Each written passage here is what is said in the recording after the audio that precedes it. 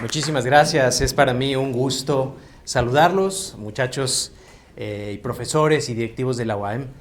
Es la segunda vez que tengo la gran fortuna de estar por aquí. El año pasado también tuvieron a bien las autoridades de la UAM invitarme y créanme que para mí es una gran emoción, es algo muy bonito. Quisiera antes de comenzar preguntarles, muchachos, ¿de qué licenciaturas son quienes están por aquí? Alguien dígame, infórmeme por favor. Derecho. ¿De qué más? Economía, lenguas, turismo. ¿Otra más? Ingeniería. Muy bien, excelente. Bueno, pues fíjense que esta charla que les preparé el día de hoy tiene como título, Lili, por favor, si le podemos pasar a la que sigue, los libros anónimos más importantes de la historia. Y les voy a platicar por qué. Fíjense que imagina que escribes un libro, imagina que tienes ese talento, esa iniciativa, eres un iluminado, una iluminada, porque se te ocurre una gran idea y le llamas El ingenioso hidalgo Don Quijote de la Mancha, lo publicas y te haces mundialmente conocido. ¿Te interesaría que tu nombre estuviera ahí o no? Sí, claro. Imagina que escribes Romeo y Julieta, una historia preciosa que sucede en Italia, entre dos enamorados, la tragedia y todo. Pues te gustaría que dijera William Shakespeare, ¿no? Ese soy yo, eso lo escribí yo. Y que pasaras a la historia. Imagina que escribieras una obra que se llamara El arte de la guerra. Es correcto, Sun Tzu. ¿No te gustaría que tu nombre estuviera ahí? Un libro que leen y que han leído millones de personas a lo largo del mundo y de la historia. ¿No te gustaría que tu nombre estuviera ahí? Yo creo que a cualquiera de nosotros nos encantaría, ¿no? Que nuestro nombre esté plasmado en nuestra obra. Finalmente, escribir un libro no es cualquier cosa. Y si tu libro se convierte en uno de los más importantes de la humanidad, pues yo estoy seguro que estaríamos muy interesados en que nuestro nombre figurara. Pero resulta, muchachos, que hay algunos libros que son extremadamente importantes, que son súper relevantes y que no sabemos quién los escribió. Hay libros que han pasado a la historia, que han sido estudiados y analizados por expertos, por lectores a lo largo de diferentes ámbitos, culturas, idiomas, y nadie sabe quién fue el autor o autora. Qué desafortunada situación, ¿no crees? Hacer un libro y que tu nombre jamás sea mencionado.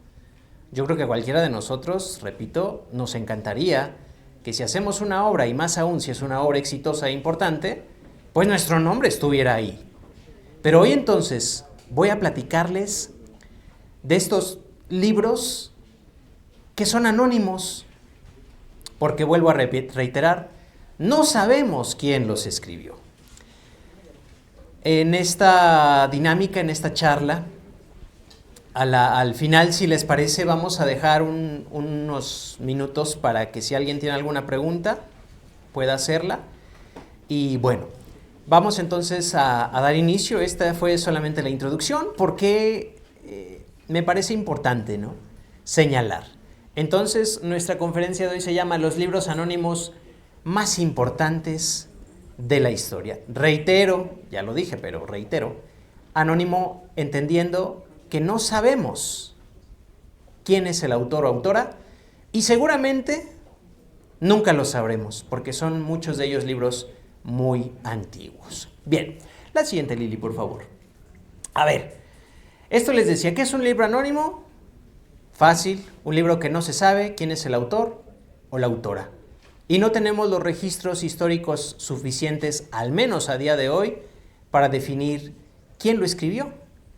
Vamos a la siguiente, que yo hice esta selección, y siempre hacer una selección, muchachos, es un poco arbitrario. ¿Por qué? Porque tal vez algunos de ustedes dirán, no, profesor, te faltaron otros. ¿Y por qué no metiste aquel? ¿Y por qué no metiste este otro? Y te faltó aquel. Por ejemplo, ahorita van a notar que uno de los grandes faltantes es un libro que tal vez algunos de ustedes hayan leído, pero que casi todos saben de sus historias, que se llama Las Mil y Una Noches. ¿Alguien conoce Las Mil y Una Noches? Bueno, es un texto árabe que se da a conocer, que tiene cientos de años de existir, y es anónimo. ¿Por qué no lo incluí?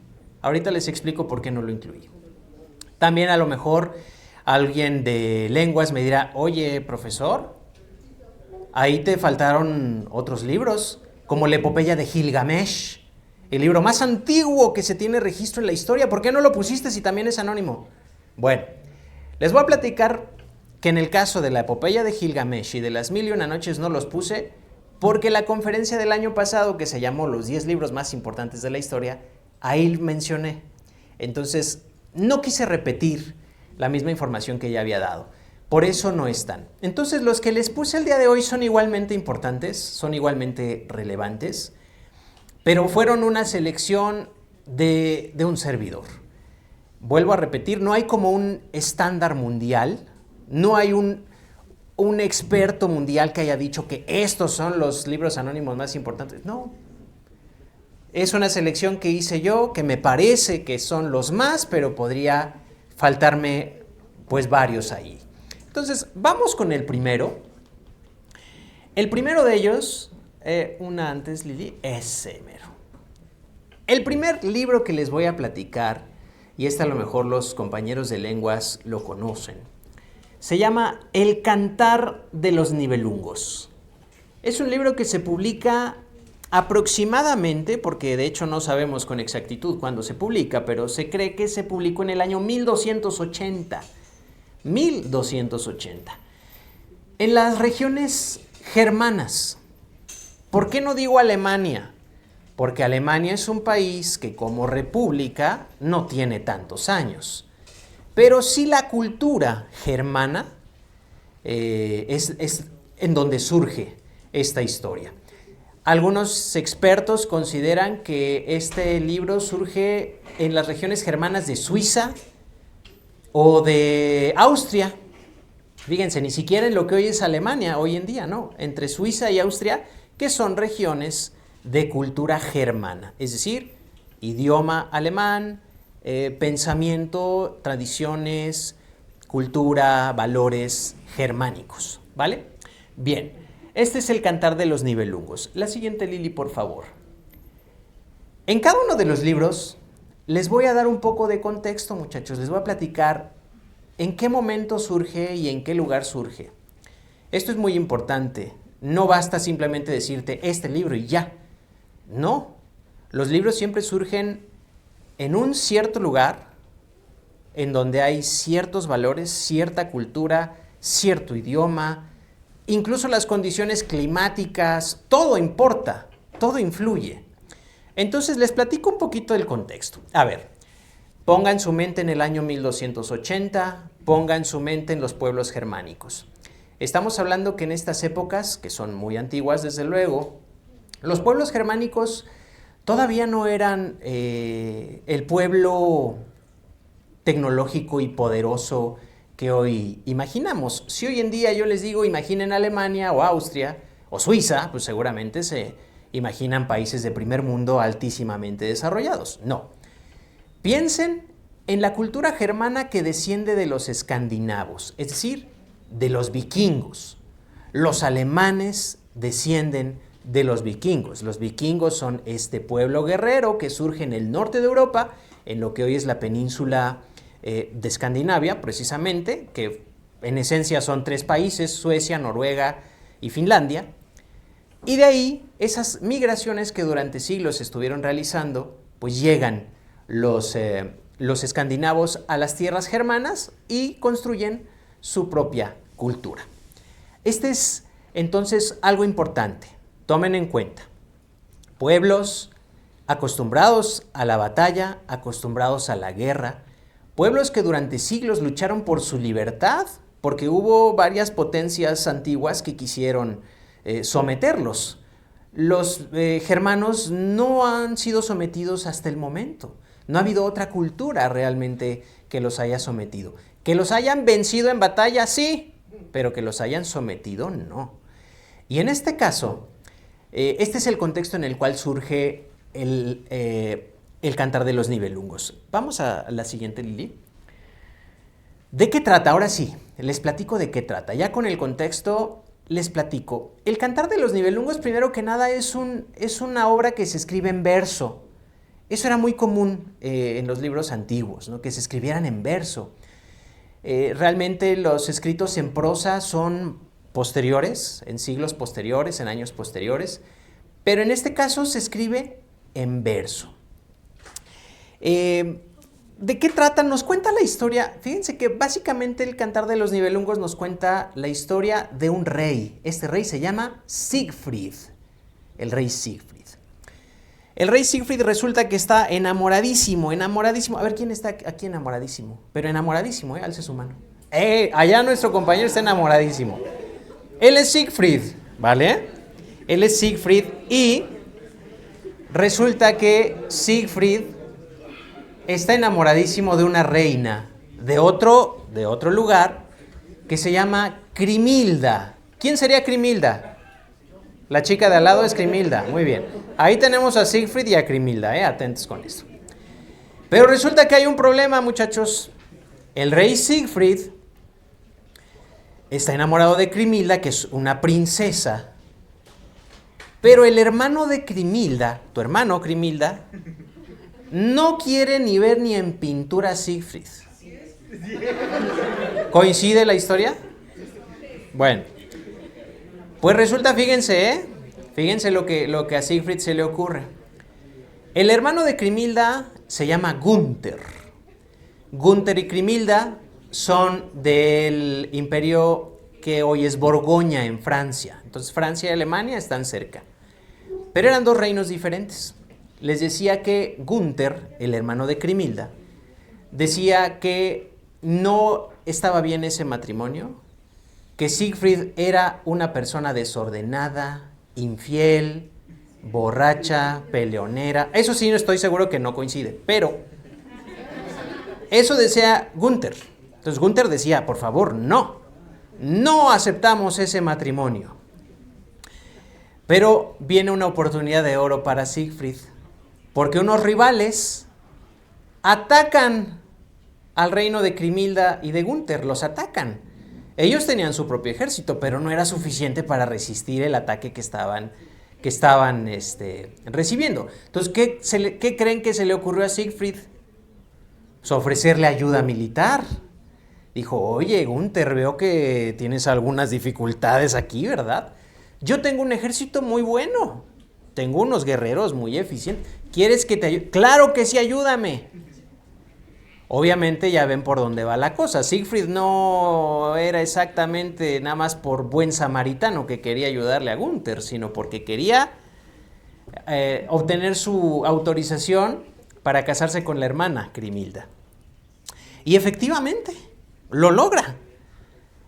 Los ejércitos de Gunther y de Siegfried se juntan, rechazan a los invasores y entonces ahora sí Gunther, pues ya que le quedaba, ¿no? Pues ya ni modo, ya dice, está bien, bueno, te autorizo que te cases con mi hermana. Este proceso se los digo así fácil, pero resulta que suceden muchas cosas, porque una parte de lo que Siegfried hace es ir a ver unos seres mitológicos que se llaman los Nibelungos, que eran como unos enanitos que vivían bajo tierra y que tenían un gran tesoro.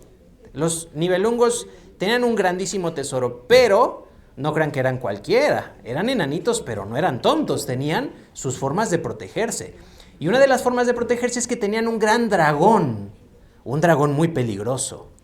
Pero Siegfried, como era un gran guerrero y muy valiente, se enfrenta al dragón y logra matar al dragón con su espada. En ese momento, la sangre del dragón empapa a Siegfried en todo el cuerpo, excepto por una hojita de un árbol que se le quedó en la espalda. Ojo con este detalle. Se baña en la sangre del dragón, trae una hojita de árbol pegada en la espalda, y entonces un poquito parecido a lo que le pasó a Aquiles, ¿se acuerdan? Ese es griego, pero bueno. Pues queda una parte del cuerpo de Siegfried sin protección. A donde le cayó la sangre del dragón, que fue en todo su cuerpo, lo hizo inmune, lo hizo superpoderoso. Pero esa pequeña parte no se le cubrió bien, y entonces era su único punto débil, ¿vale? Vayan captando la historia, porque se pone más tétrico. Bueno, pues resulta que todo era felicidad y alegría. Tenían sus chamacos, miren nada más la alegría que tenían, Grimhilda y Siegfried, muy bien, muy felices. Pero resulta que surge la envidia. Ah, la envidia, por ahí siempre hay envidia. Hay a quien no le caemos bien, quien quiere destruir lo que tenemos. Y efectivamente, unos enemigos de Siegfried se enteran de lo de la hojita. ¿Qué decíamos que era lo de la hojita? A ver, acuérdenme. Punto débil. Exacto, era el punto débil, porque ahí la sangre del dragón no le cayó. Y entonces contratan a un arquero y le dan la información completa y le dicen, oye, fíjate que Siegfried así y así y así, le tienes que disparar exactamente en este punto de la espalda, porque ahí, si le disparas en otro lado no le va a pasar nada, pero si le disparas ahí lo vas a matar. ¿Y qué creen? Que sí se hace.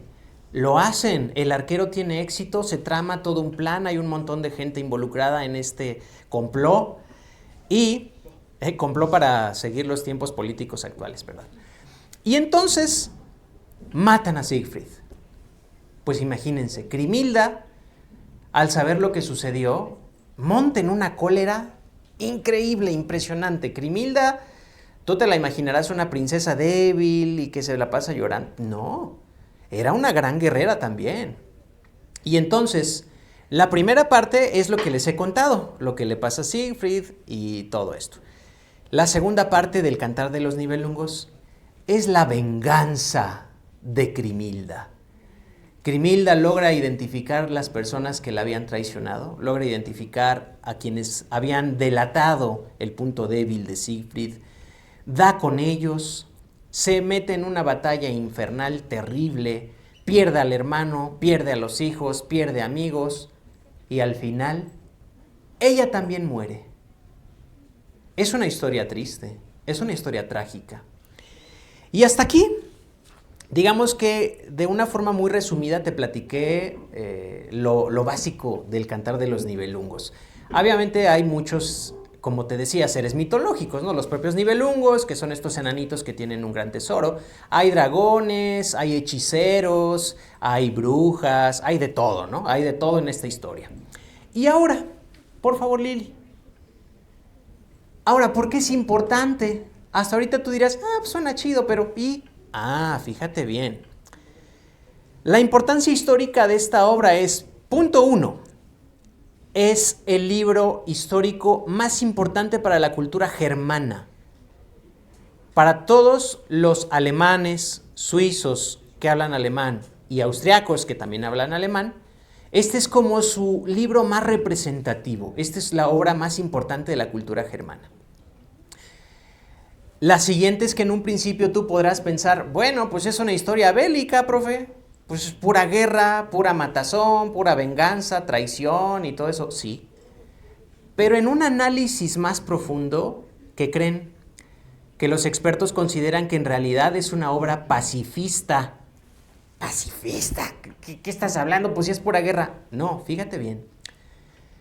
Los expertos dicen que es una obra pacifista porque resulta que lo que quiere demostrar la historia es que la venganza, la traición y la guerra siempre van a resultar en tragedias, siempre van a resultar en tristezas, siempre van a resultar en situaciones caóticas.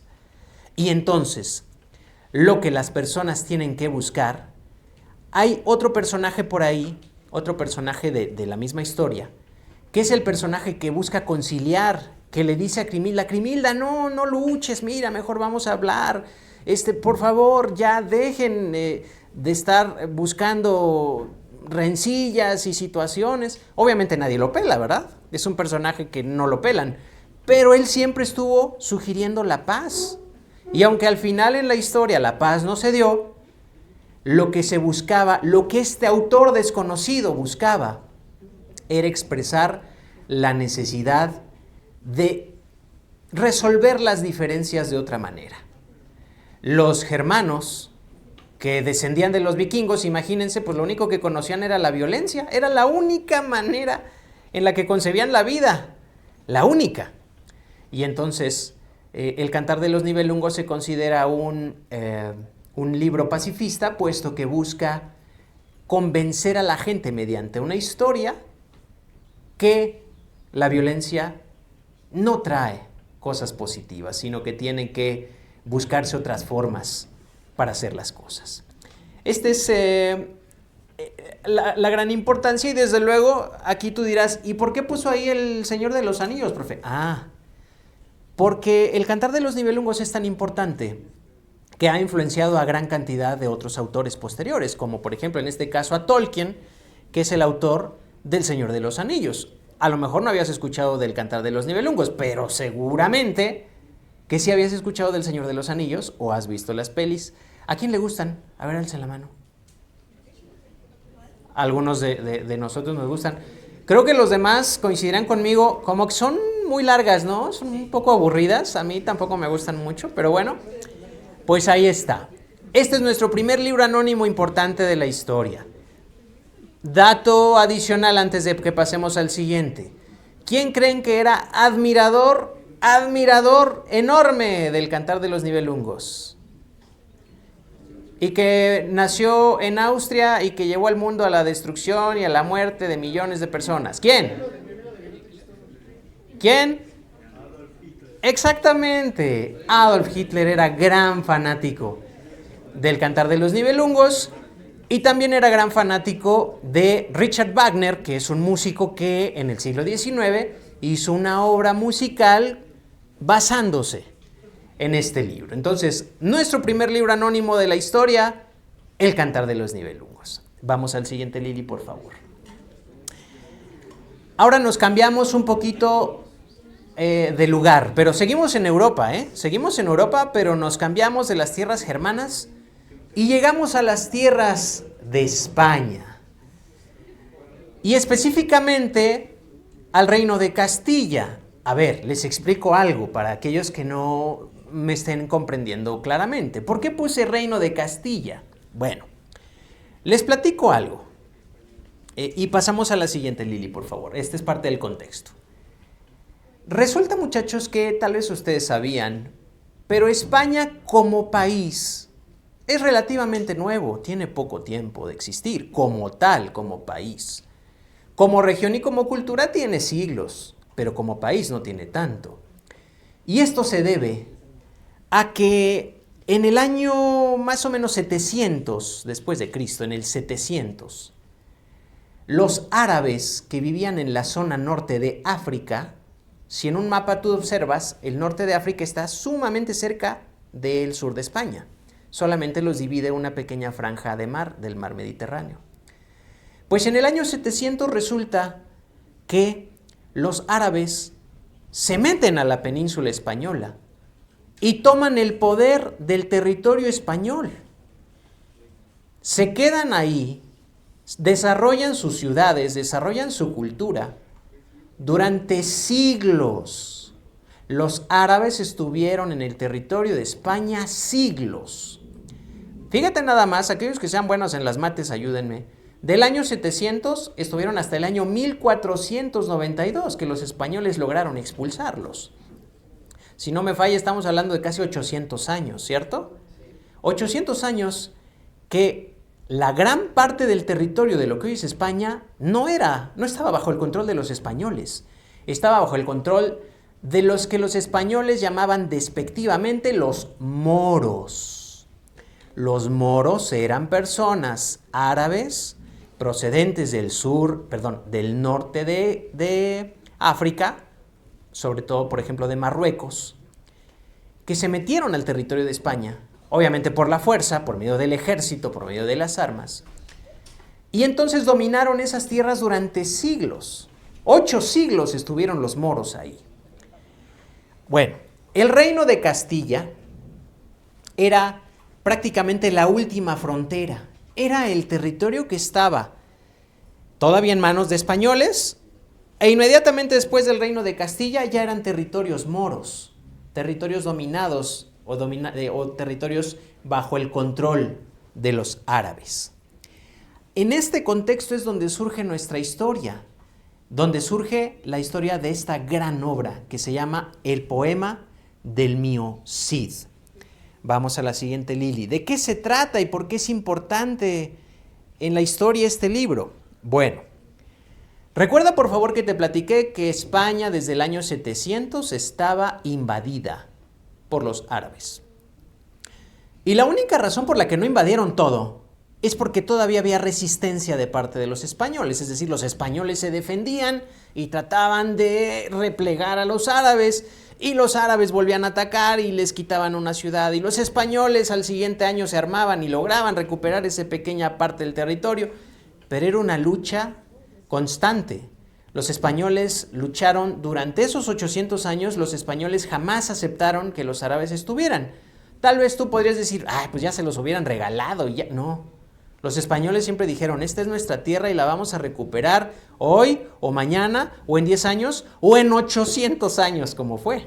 Pero la recuperaremos algún día. Bueno, este es el contexto en el cual surge el poema del mío Cid, porque les voy a platicar algo. Resulta que dentro de estos muchos guerreros españoles que defendieron su patria, que defendieron su cultura, surge uno muy especial. Un guerrero que se llamó Rodrigo Díaz de Vivar. Rodrigo Díaz de Vivar. También a veces se le llama Ruy Díaz de Vivar, pero su nombre era Rodrigo Díaz de Vivar. Este es un personaje que realmente existió, muchachos. Siegfried y Crimilda son personajes literarios, pero Rodrigo Díaz sí existió. Fue un guerrero que de verdad vivió, que de verdad luchó, y lo que lo hizo importante fueron sus hazañas militares, es decir, era un militar importante, destacado e incluso yo les diría temido por los moros. De hecho, comenzamos por decirles que eso de Cid, campeador, Cid era una palabra árabe para decir señor, gran señor. O sea, que en árabe te dijeran Cid, es que no eras cualquiera, es que eras alguien importante. Era una forma de respeto, es algo equivalente al don, como en español decimos, ¿no? Si en español decimos, bueno, don Fernando, no sé qué, le estamos dando un tratamiento honorífico de importancia. Pues de este modo, por eso se le llamaba Cid a Rodrigo Díaz, porque los mismos árabes le habían dado el nombre de señor, porque le tenían temor, porque sabían que era un gran guerrero. Bueno, pues resulta que Rodrigo Díaz tiene sus hazañas, hace sus conquistas, defiende a su patria, pero finalmente muere. Bueno, es un guerrero que fue importante y que finalmente murió. Pues podríamos decir hasta ahí llegó la historia, listo, ¿no? Bueno, se calcula que Rodrigo Díaz estuvo vivo entre el año 1000 y el año 1060, 1080, por ahí. Bueno, pero resulta que en el año 1200, alguien, porque es otro libro anónimo, alguien escribe su historia. Alguien que se acordaba de él, alguien que tenía en mente las hazañas que él había logrado, escribe su historia. Al igual que el Cantar de los Nibelungos, el poema del mío Cid se escribe en verso. Les platicaba yo que lo más común en aquellas épocas era que se escribiera en verso. Y entonces es un poema largo que cuenta todas las historias que vivió Rodrigo Díaz de Vivar, desde que era pequeño, hasta que se convierte en un gran señor muy importante. Vamos a la siguiente, Lili. Previo. Pero hay otra cosa. Escuchen esto, porque hasta aquí podríamos decir, bueno, pues sí, qué padre, un guerrero, le hicieron su libro, bien. No. Resulta, muchachos, que la importancia histórica del poema del mío Cid es mucho más grande. Porque estos años de luchar, de que los españoles lucharan en contra de los árabes, Obviamente llegaron muchos momentos en los cuales los españoles ya no tenían esperanza de ganar, ya no tenían pensado que se podía vencer a los árabes. Decían, los árabes son invencibles, no podemos contra ellos. Ya hay que dejar en paz ese territorio que antes era nuestro y ya no lo es. Pero la figura del Cid campeador vuelve a darles energía y vuelve a darles motivación. Cuando este libro sale y se empieza a hacer popular, cuando los españoles empiezan a leerlo, se motivan nuevamente a decir, es que sí, si el Cid pudo, ¿por qué nosotros no vamos a poder? Tenemos que defender nuestra patria y tenemos que expulsar de aquí a estos moros. Obviamente había un gran rencor en contra de los moros, ¿no? Los moros tampoco eran carmelitas descalzas, a los españoles los mataban cada que podían, ¿no? Eran rivales, eran enemigos. Pero entonces la importancia histórica del poema del Mío Cid es muy grande, porque les digo, les dio motivación, les dio energía, les dio esperanza a los españoles. Y todavía se tardaron 300 años más, porque el poema del Mío Cid se publica en el año 1200, un autor desconocido, no sabemos quién, pero todavía 300 años van a pasar para que finalmente en el año 1492, exactamente el año en el que Cristóbal Colón descubre el continente americano, pues los españoles logran liberar la última ciudad que les faltaba y echar a los moros otra vez de regreso al norte de África, para ahora sí quedarse con su territorio completito, lo cual les llevó nada más 800 años. Otro detalle para finalizar el poema del Mío Cid, les platico que a diferencia, por ejemplo, del Cantar de los Nibelungos, donde vemos seres mitológicos, dragones, enanos, hechiceros, etc., en el poema del Mío Cid no hay situaciones mágicas. Esto es muy importante, literariamente hablando es muy importante. El autor que hizo el poema del Mío Cid decidió no incorporar ningún tipo de cosa mágica. No hay dragones, no hay hechiceros, no hay magos, no hay brujas, no hay... El Mío Cid no tiene superpoderes. Rodrigo Díaz no tiene superpoderes, no. También se equivoca, también llora, también lo traicionan, a veces gana, a veces pierde. Muchas veces pierde el honor y se tiene que ir, se esconde, lo andan buscando, luego se dan cuenta que no había sido el culpable de tal cosa y puede regresar. Pero esto es algo muy importante. En el Mío Cid no hay superpoderes. El Mío Cid es una obra que retrata a un hombre de verdad, con problemas de una persona de verdad y sin ponerle más de cuestiones mágicas o cuestiones que hayan sido meramente pues como de superpoderes, ¿no? Bien, esa es la importancia del Mío Cid. Ahora, yo les recomiendo muchísimo que lean esta obra. Ojo, la original está en verso y de hecho se conserva. El original, tú dirás, ay, ¿a poco eso se conserva? Sí, claro que se conserva. Es decir, las hojas originalmente escritas están en la Biblioteca Central de Madrid. Obviamente nadie lo puede ver, ni siquiera tocar, porque ya hoy en día una mano humana que lo tocara seguramente lo desintegraría, pero está completo. Solo falta una página. Todo lo demás está completo. Está escrito en verso y tú lo puedes leer en verso, pero no te lo recomiendo porque es un poco complicado de entender. Léelo en prosa. Ha habido escritores que han traducido, si me lo permites decir así, han traducido la historia versada a una historia en prosa y es una historia muy bonita.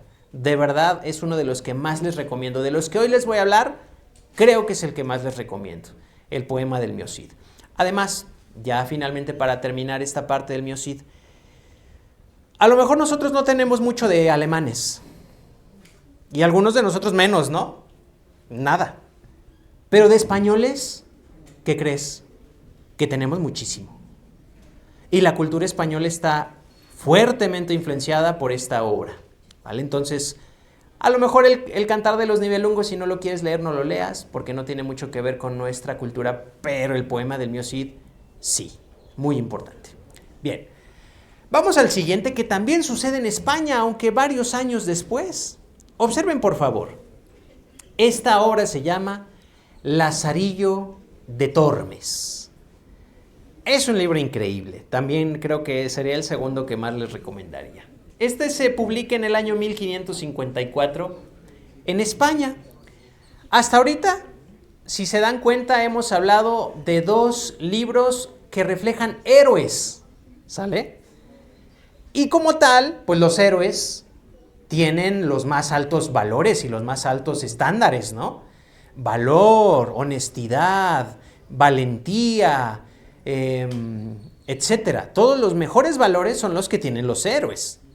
Bueno, Lazarillo de Tormes es precisamente lo contrario, es una maravilla. A ver, les platico antes que nada el contexto. Lili, por favor, la siguiente.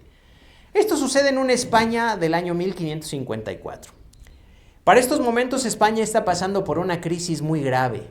Una crisis en todos los ámbitos, ¿eh? Crisis política, crisis económica, crisis militar. Los años de esplendor de España están viéndose superados por otras potencias, como por ejemplo Inglaterra.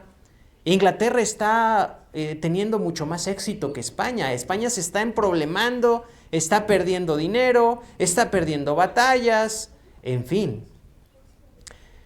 Y en esta sociedad española existe una segmentación por jerarquía social. Es decir, es la época en donde están los grandes monarcas, los reyes son los de hasta arriba, y más abajo están los nobles, y más abajo están los sacerdotes, y más abajo están los militares, y más abajo están los comerciantes, y más abajo están los hidalgos, como Rodrigo Díaz, por cierto, Rodrigo Díaz era un hidalgo, y también hasta abajo, hasta la base de la pirámide, muchachos, hay personas en condiciones de extrema pobreza, de extrema ignorancia, vagabundos, ladrones, prostitutas, personas que se dedican a la mendicidad, es decir, personas que piden limosna, pordioseros, personas que hacen trampas, personas que engañan. Y lo más interesante de Lazarillo de Tormes es que nos cuenta una historia precisamente de una persona que pertenece a ese estrato social. Tú dirás, ay, pues profe, hay un montón de... No, antes nadie escribía sobre esas personas, nadie. ¿Existían? Claro, claro que existían, pero nadie hablaba de ellos. Resulta que el Lazarillo de Tormes es uno de los primeros, si no es que el primer libro de la historia, cuyo protagonista pertenece a este ámbito social, al más desfavorecido. Vamos a la siguiente, por favor, Lili. ¿De qué trata? Te platico. Esta es una historia casi como de telenovela triste, ¿eh?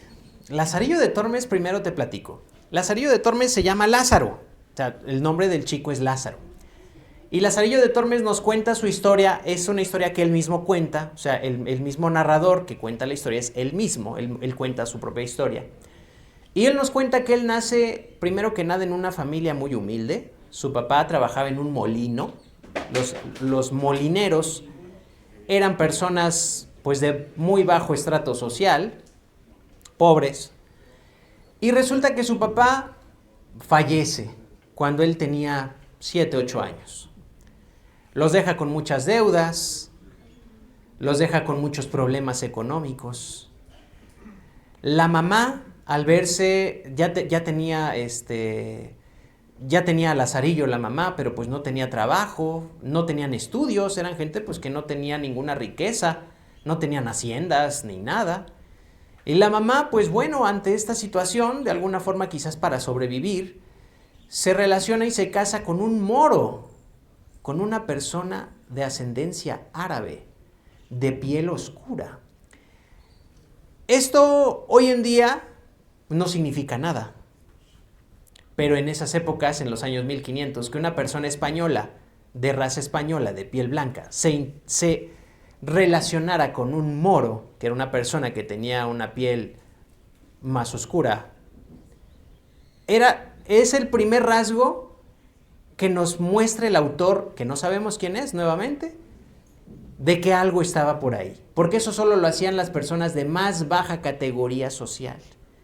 Un hacendado español jamás hubiera hecho eso. Un noble español jamás hubiera hecho eso. Un rey español, bueno, no podría ni pensarse.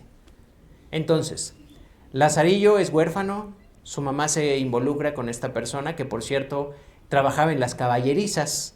Trabajar en las caballerizas, ¿te imaginas que era un trabajo muy importante? ¿Era un trabajo de gente encumbrada?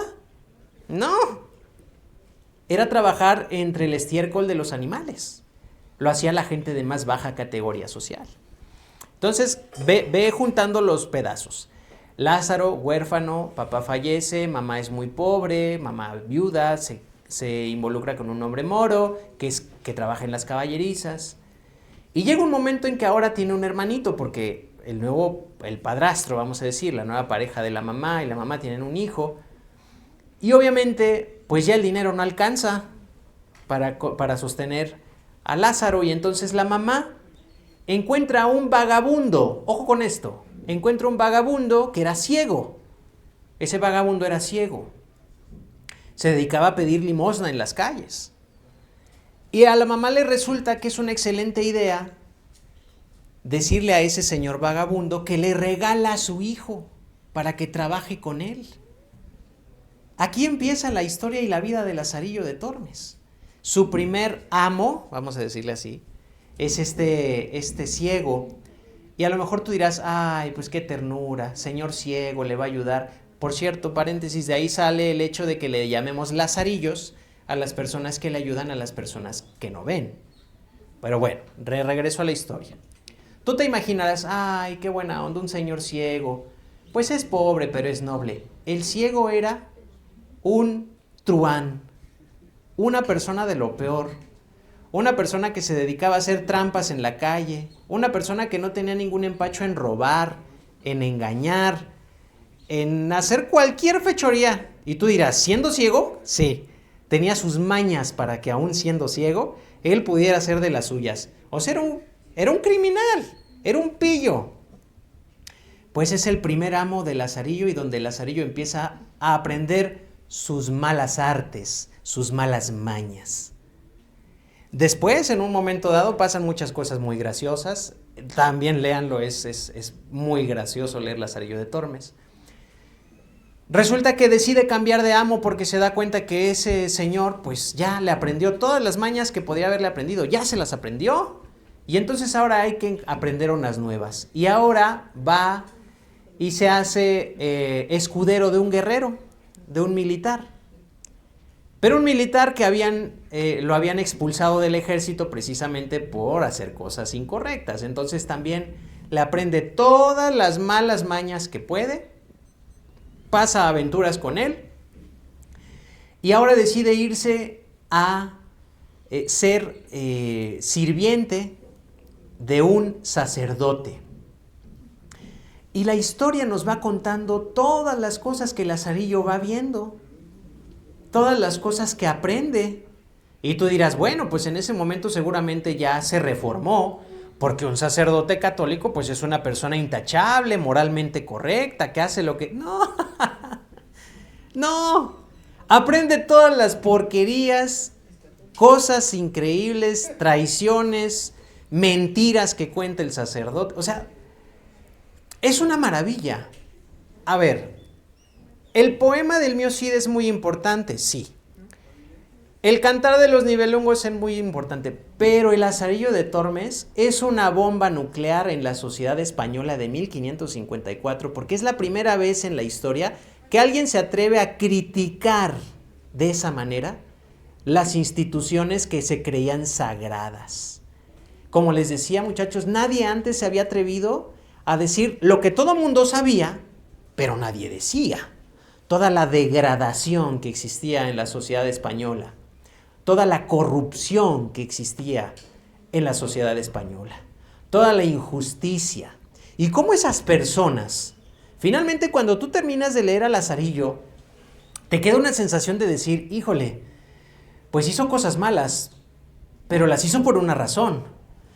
Y sí hizo tranzas y lastimó a mucha gente, pero es que a él también lo lastimaron. Algo increíble de Lazarillo de Tormes, y por el cual los dos libros previos de los que les he hablado, no se sabe el autor, pero en Lazarillo, lo que los expertos coinciden es que el autor prefirió no poner su nombre, Porque si hubiera puesto su nombre, ¿qué crees que hubiera pasado? Lo más seguro es que su obra jamás hubiera visto la luz y que él hubiera terminado encarcelado o muerto. Porque les digo, es una burla increíble, mordaz, corrosiva a la realidad española. Es quitarle todo lo bonito a lo que los españoles decían ser y mostrar la podredumbre que había debajo del colchón. Sacar todo lo podrido que había, todo lo corrupto, todo lo sucio.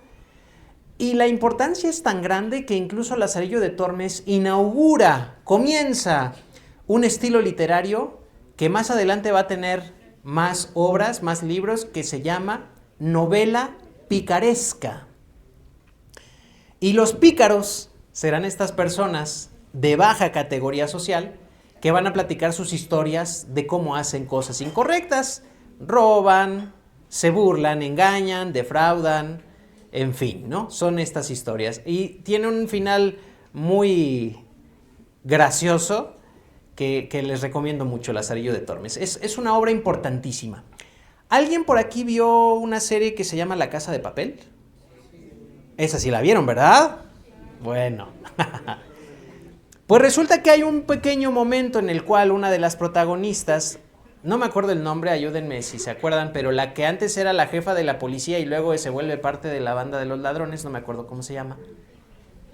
¿Cómo se llamaba? ¿Su nombre de ciudad cómo era? Lisboa, exacto, Lisboa. Le dice a otro, pues que no recuerdas que Lazarillo de Tormes se escribe en España, hablando de la corrupción de la sociedad española. Vamos a hacer un comentario políticamente no muy correcto, pero la sociedad mexicana es corrupta en gran medida por herencia de nuestros abuelos españoles, que eran profundamente corruptos. Bueno, no todos, pero los que llegaron aquí no eran las personas más encumbradas. Los conquistadores españoles y posteriormente los hacendados que en la época novohispana estuvieron aquí, buscaban todas las mejores maneras para evadir la ley de lo que el rey les mandaba hacer y bueno, un montón de cosas, ¿no? Entonces, Lazarillo de Tormes es un libro impresionante. Es muy cortito, ¿eh? No se crean que es un libro acá. No. Es un libro chiquito. Léanlo. No los voy a defraudar con leer Lazarillo de Tormes. Bien. Vamos al siguiente, por favor, Lili. ¿Otra más? Bueno, como ya hablamos mucho de cosas feas y sucias, ¿qué les parece si volvemos a nuestro momento tranquilo, de gente? Porque aquí no creo que haya nadie como Lazarillo. No. Aquí todos somos gente muy decente, muy correcta, que no vamos a hacer nada de eso, solamente lo vamos a leer como cultura general. Pero este sí nos va a interesar mucho más. Les platico que este libro, creo que es el cuarto libro que les voy a platicar. Son 5, no se preocupen, son 5 nada más, este es el cuarto. El peregrino ruso es una obra que se publica en el año 1865, es aproximado porque no tenemos la certeza total, pero en 1865 se publica, en Rusia precisamente, el peregrino ruso. Vamos a la siguiente, por favor. Les platico el contexto. Siglo XIX, Rusia era un país francamente pobre, era un imperio, el imperio de los zares. Estaban por ahí la dinastía de los Romanov, que ellos todavía van a estar varios años más. Pero en esas épocas el imperio ruso eran las grandes extensiones, los grandes territorios rusos. Seguramente ustedes saben que Rusia es el país más grande del mundo, es el más extenso del mundo. Tienen territorio al por mayor, pero el territorio ruso en su mayoría es un territorio sumamente hostil por el clima. El clima es extremadamente frío y entonces, bueno, todas las actividades en Rusia se hacen con muchísimo esfuerzo. La agricultura se hace con mucho esfuerzo, todo se hace con mucho esfuerzo. Para vivir la vida en Rusia no es nada fácil. Entonces, estamos hablando de un entorno en el cual los rusos han tenido muchos problemas, muchos conflictos, muchas guerras. Rusia es un país donde hoy en día todavía, pero más en aquellas épocas, había mucha pobreza, había mucha miseria, había mucha marginación, había muchas situaciones adversas, ¿no? Entonces, es en este contexto que surge el peregrino ruso. Ahora, otra cosa, antes de seguir y platicarles más de la historia. Resulta, muchachos, que los rusos en el año 1050 deciden separarse del catolicismo. O sea, en términos religiosos, este es un libro religioso. En términos religiosos, en el año 1050, o sea, ya tiene bastantes siglos, deciden crear su propia iglesia. La Iglesia Ortodoxa Rusa, que hoy en día sigue existiendo, ¿eh? La Iglesia Ortodoxa Rusa básicamente cree en lo mismo. O sea, creen en lo mismo. En Jesucristo, en la Virgen, todo ese rollo, ¿no? Pero lo que no es que no reconocen al Papa como su líder. Ellos tienen su propio líder. Es lo mismo que hizo, por ejemplo, Enrique VIII cuando funda la Iglesia Anglicana, que hizo exactamente lo mismo. Siguen creyendo lo mismo, pero ya no creen en el Papa. Sobre todo estos son temas políticos y económicos, porque el Papa te decía, ¿quieres seguir siendo católico? Cuesta. Y entonces rusos dijeron, nosotros ya no, mejor hacemos nuestra propia iglesia. Y así lo hicieron.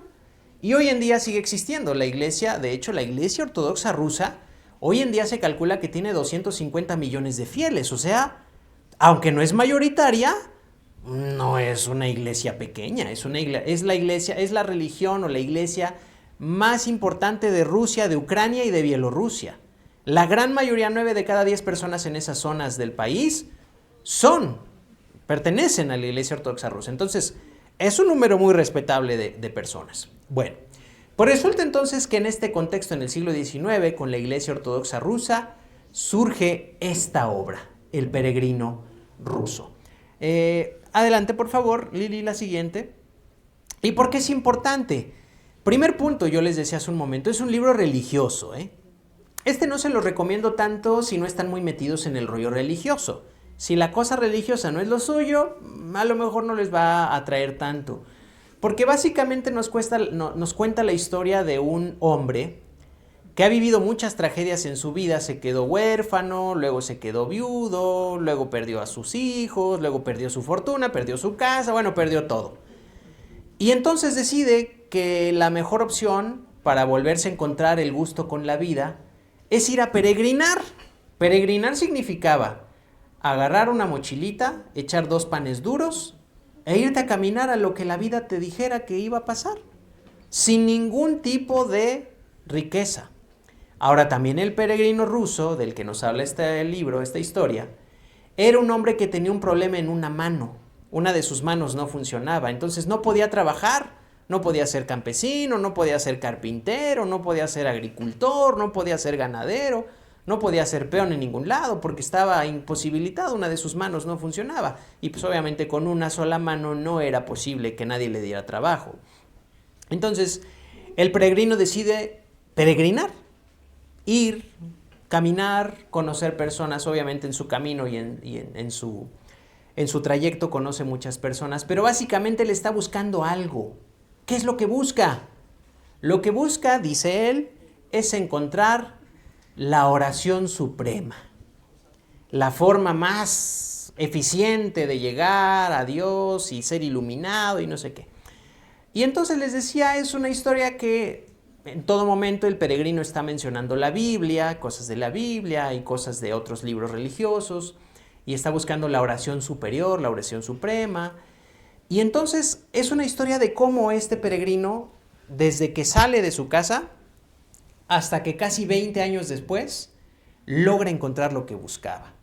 Es una obra espiritual, es una obra como de, vamos a decirle así, como de autoayuda. Hoy en día hay todo un género que es el género de autoayuda. Hay muchos autores que escriben de eso, muy exitosos.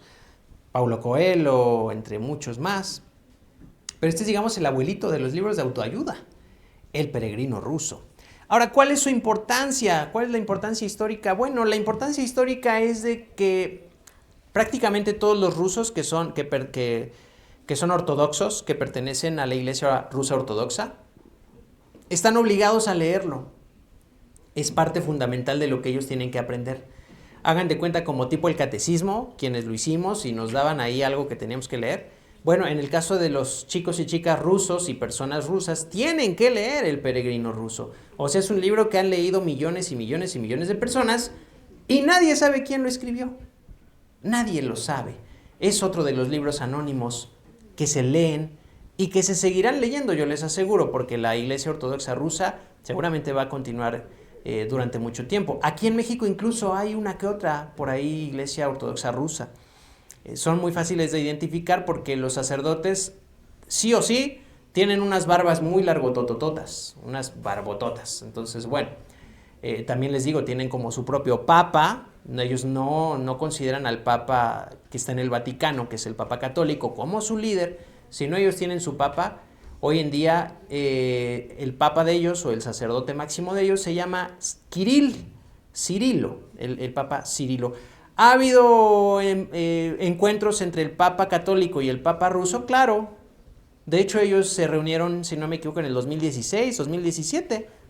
Se reunieron, platicaron, pero cada quien su iglesia, ¿no? Cada quien sus fieles. Bien, esta es la importancia de nuestro cuarto libro. Y vamos por el último. Vamos por el último libro. Y este libro a lo mejor sí han escuchado de él, ¿no? Quiero pensar que cuando menos han escuchado su título. A lo mejor alguien lo ha leído, pero quiero platicarles que es nuestro último libro anónimo importante en la historia. ¿Y por qué lo dejé al final? Porque si ustedes notan, ninguno de los anteriores libros era directamente de nuestra cultura. Podríamos decir que los dos libros españoles, hasta cierto punto sí, pero realmente de nuestra cultura, incluso de nuestro continente, este es el único de los que voy a hablarles. Entonces el Popol Vuh se considera que se escribe en el siglo XVI, es decir, ya una vez que se hizo la conquista de México Tenochtitlan, y se hace en lengua maya. A ver, aquí muy importante. Nada más quiero recapitular algo para que no se les vaya la onda. Los españoles, a mando de Hernán Cortés, completan la conquista de México Tenochtitlan en el 1521. Llegan en 1519 y en 1521 ya la terminaron. Y dominan a la cultura, al pueblo más poderoso de las tierras del centro, que es los mexicas con México Tenochtitlan, ¿no? Bien. Ellos eran el pueblo más fuerte de esta zona, pero todavía para conquistar a los mayas van a pasar muchos años, van a pasar casi 2 siglos para que los españoles vayan y logren conquistar a los pueblos que faltaban. Es decir, los pueblos mayas ya sabían todo lo que había pasado y sabían que tarde o temprano los españoles iban a venir, pero todavía duraron varios años pudiendo ejercer su cultura, pudiendo hacer sus cosas que ellos querían hacer. Todavía tardaron mucho tiempo en que los españoles llegaran allá. Finalmente llegaron, pero tardaron. Es en este contexto que el Popol Vuh se escribe. Ahora, ¿de qué se trata el Popol Vuh? ¿De qué se trata? Bueno, el Popol Vuh básicamente es una historia que escribe un indígena maya de todo lo que ellos creían. Cómo es que se creó el mundo, cómo eran los dioses de los mayas, cómo se creó el ser humano, cuáles eran sus formas de vivir, cuáles eran sus leyendas más importantes.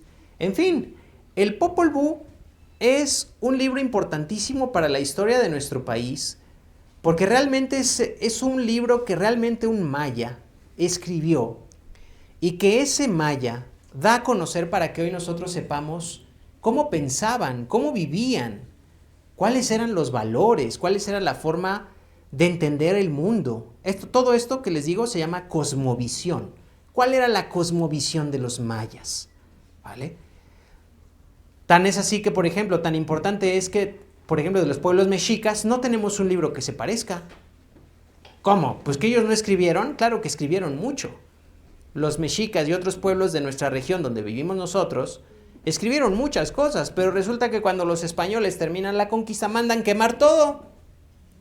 Y por eso la información que de los mexicas y de los pueblos de esta zona tenemos es muy poquita, porque todos los libros que ellos habían escrito sobre ellos mismos fueron destruidos. Lo que conocemos son investigaciones posteriores, por ejemplo, las más importantes del investigador Miguel León Portilla, que hace libros muy importantes como por ejemplo La visión de los vencidos, que más o menos rescata un poco de la historia, pero al final no lo escribe un auténtico mexica, lo escribe un mexicano de años posteriores. Este libro sí lo escribe un maya, con todas las ideas mayas de su época, ¿vale? ¿Cuál es la importancia entonces de este libro? Que es realmente el único libro que tenemos original, escrito por un indígena maya, que nos permite conocer su forma de pensar, su forma de vivir, sus valores. ¿Vale? Este es un libro muy importante que les pido por favor que lean a la brevedad. Es muy necesario que conozcamos sobre nuestra propia cultura. Si no eres experto en cultura germana y decides no leer el Cantar de los Nibelungos, vale, no lo leas. Pero creo que es importante y necesario que sí conozcamos nuestra propia historia, que sepamos un poco de cómo fue la cosmovisión de nuestros antepasados. En este caso, nuestros antepasados de la región maya. Específicamente un lenguaje que es el maya quiché, porque hay varias derivaciones de maya, así como del náhuatl, hay como que varios estilos en el maya también, y en este caso es el maya quiché el que se escribe. Es un libro anónimo, el autor, este maya del que les hablo, este indígena maya que lo escribió, nunca puso su nombre, y hasta el día de hoy no se sabe quién es, pero es un libro sumamente importante. Bien, Lili, la siguiente, por favor. Bueno, para terminar, no sé si alguien se percató, pero cuando leyeron ahí la reseña de un servidor, mencionaron que una de las cosas que me gusta mucho hacer, muchachos, es hacer pequeños videos sobre libros. Y estos, bueno, son las redes. Si alguien decidiera suscribirse, les agradecería muchísimo. Algún día seré ultra, muy famoso. Ahorita todavía no, pero todo mundo que pueda, por favor, suscríbase. Por aquí me encontré a uno de mis alumnos y me acuerdo Diego, creo que por aquí anda. Cuando Diego me conoció hace 4 o 5 años tenía como 60 suscriptores y le daba mucha risa. ¡Ay, 60 suscriptores! Hoy ya tengo 12,400, o sea que paso a paso se llega lejos. Entonces, bueno, por ahí si pueden tomar nota, les agradecería mucho. Y bueno, si tienen alguna pregunta estoy para servirles. Muchas gracias por su atención. Un aplauso, por favor, para el maestro.